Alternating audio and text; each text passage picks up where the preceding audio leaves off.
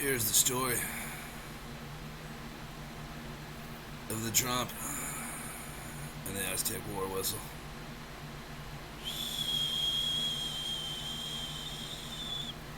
Anyway,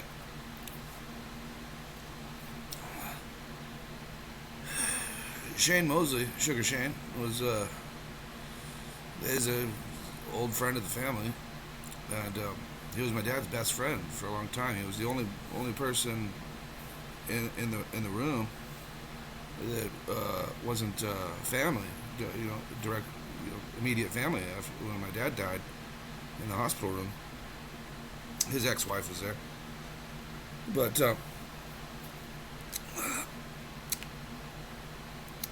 she her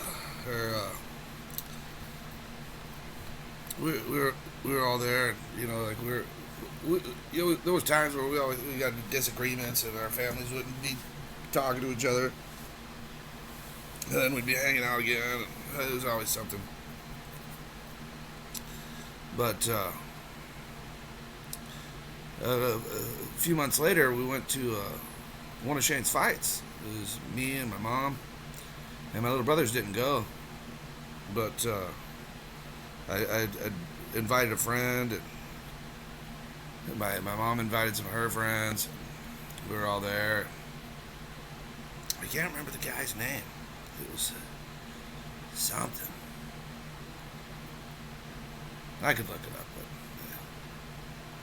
Marquez, I think. I don't know. Marquez. Wasn't one of Shane's more spectacular performances, but he didn't, get really challenged by the guy. He had a big devil tattooed on his side, and we're sitting there, and I met up with my dad's, one of my mom's and dad's friends' daughter and her friend, and I brought my friend, and we all went to our nosebleeds, and my mom was ringside. She had a press pass and whatnot. It was cool. It was, got to go to the fight. But in walks Trump, and I'm like, I gotta at least let him understand where I'm coming from. And I was a bouncer for a long time. I used to catch crowd surfers right in front of the speakers. And you got to be pretty loud to do that. And I became loud. I mean, I was always accused of being loud anyway. But my voice carries, that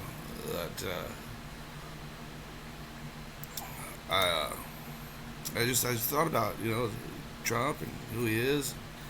Seeing him on the National Enquirer all the time. And seemed like such a soft-spoken guy at Home Alone, Like, he's like, oh, it's right over there. And, but I always respected him because, he made the gesture towards the children to be, kind towards them, kind of making a intersecting reference, if you will. But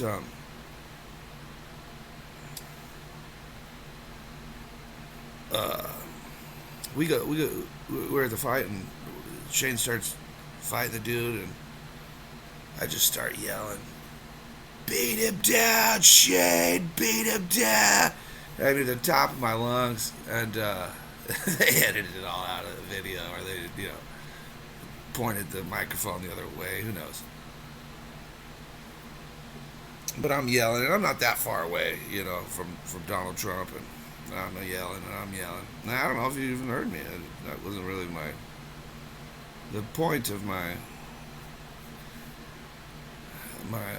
prophetic sounding, And at the time, I worked at Best Buy. I went to school to become a mobile electronics certified professional, and it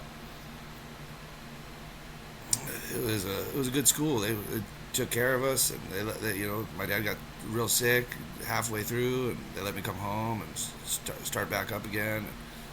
I ended up passing. It was a good school. It was called the Snake Pit. I didn't really like that whole part of it, but it was, they owned Viper alarms and Orion speakers, So I didn't really think nothing of it. I mean, I passed. I was able to get a job. And one of the teachers, he actually worked at West Coast Customs, got me a job at Best Buy. He worked at West Coast Customs after, but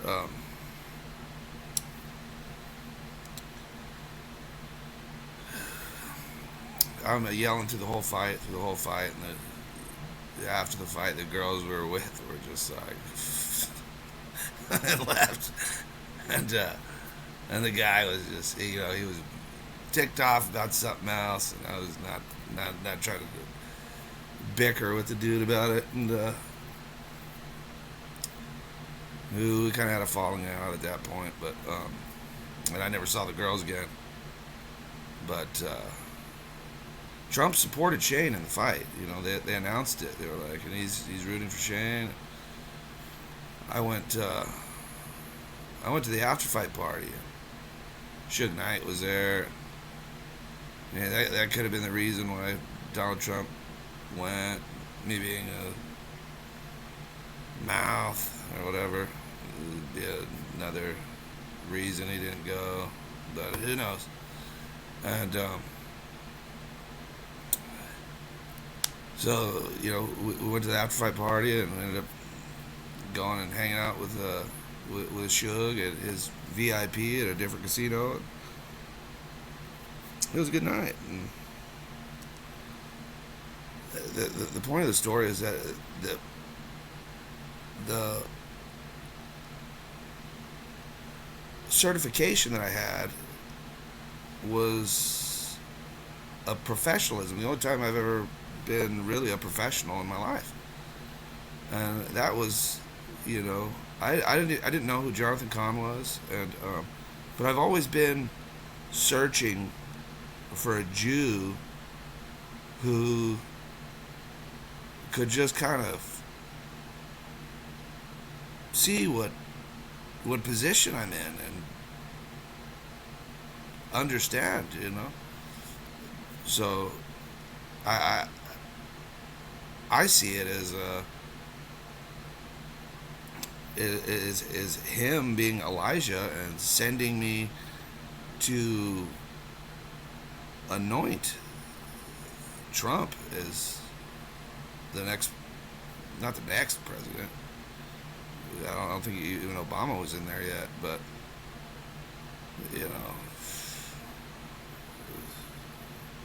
last I heard Jonathan speak to Obama, it was a question, and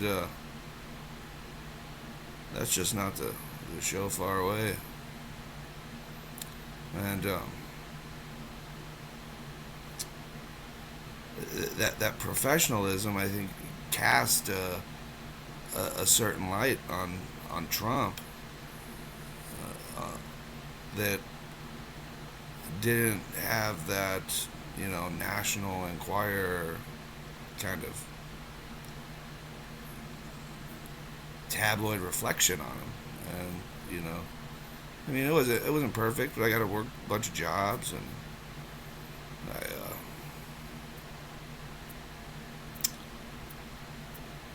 my brother died, unfortunately, in 2020, March. Not of COVID, but died of a fentanyl overdose. And then shortly after, the pandemic became days after, it became a national emergency. But, no matter what, like, I remember years before when I had, already been to a bunch of Shane fights and after fight parties. Maybe it was 2. I don't remember, but I remember I was sitting in a assisted living facility, And I'm sitting in the bathroom and I'm looking at myself in the mirror, and I'm trying to figure out what God wants out of me. And it just hit me. It was like a vision of two bimbos. And I had this big, asphalt tattoo from after 9/11. And I'm standing there just like looking at me, and I'm like, man, that is super white trash. Like, all over Vegas with Shane. It's just white trash. But then I realized, it was kind of, at that point, it wasn't there by choice. It was, be tough.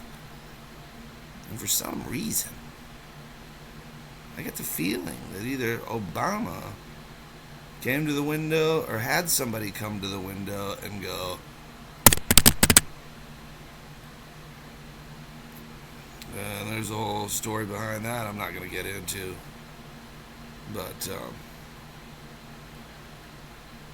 yeah, as a prophetic moment. And the certification was the oil. And I poured it all over Trump. He was sitting right there, my side of the ring.